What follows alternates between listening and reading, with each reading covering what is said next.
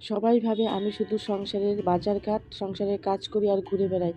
কিন্তু কেউ জানে না এই কাজের আড়ালেই লুকিয়ে থাকে আমার হাজারটা স্বপ্ন, স্বামীর উন্নতির জন্য প্রতিটা প্রার্থনা, সন্তানের সুন্দর ভবিষ্যতের জন্য প্রতিটা চিন্তা। এই নিয়মেই আমার দিন কেটে যায়। নিজের জন্য খুব বেশি কিছু চাই না, শুধু চাই আমার মানুষগুলো যাতে ভালো থাকুক। তাহলেই আমার পৃথিবীটা সুন্দর হয়ে যাবে। একজন মায়ের নিজের স্বপ্নগুলো ধীরে ধীরে বদলে যায়। একজন চাওয়া পাওয়ার জায়গায় চলে আসে স্বামীর সফলতা ও সন্তানের সুন্দর ভবিষ্যতের ভাবনা।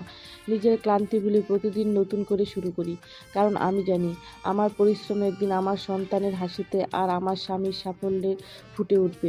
দিন শেষে আমি যখন একটু বসি, তখন নিজের কথা নয়, মাথায় শুধু ঘুরতে থাকে স্বামীর কাজ ভালো হোক, সন্তানের ভবিষ্যৎ সুন্দর হোক। এই দুটো স্বপ্নই আমার জীবনের সবথেকে বড় শক্তি। এই দুটো হাসি আমার জীবনের সবথেকে বড় সুখ। নিজের ইচ্ছেগুলো অনেক আগেই সংসারের দায়িত্বের ভিড়ে হারিয়ে ফেলেছি।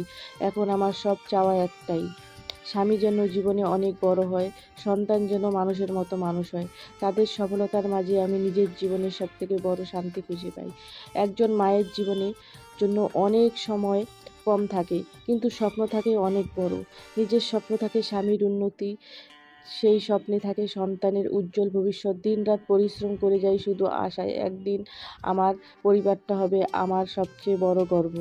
আমি বড় কিছু হতে চাই না, আমি শুধু চাই আমার স্বামী বড় হোক, আমার সন্তানের ভালো মানুষ হোক, তাদের হাসির মধ্যেই আমার সুখ, তাদের সফলতার মধ্যেই আমার শান্তি। এই ছোট্ট স্বপ্ন নিয়ে আমি প্রতিদিন নতুন করে বাঁচি।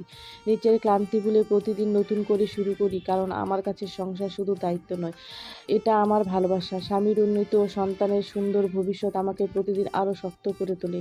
তো বন্ধুরা দেখো, গল্প করতে করতে কতই না গল্প করে ফেলি তোমাদের সাথে। আমার জীবনের সবথেকে বড় শিক্ষক ছিলেন আমার দাদু ও ঠাকুমা। তাদের কাছে থেকেই শিখেছি ভালোবাসা, ধৈর্য ও সংসারের মূল্য। তারা আজ পাশে নেই, কিন্তু তাদের শেখানো প্রতিটা কথা আমার জীবনের পথ দেখায়। তারা ছিল বলেই আজ আমরা এত সুন্দর জায়গায় অবস্থান করছি। ছোটবেলার সেই দিনগুলো আজও মনে পড়ে যায়। তো অনেক গল্পই করে ফেললাম বন্ধুরা।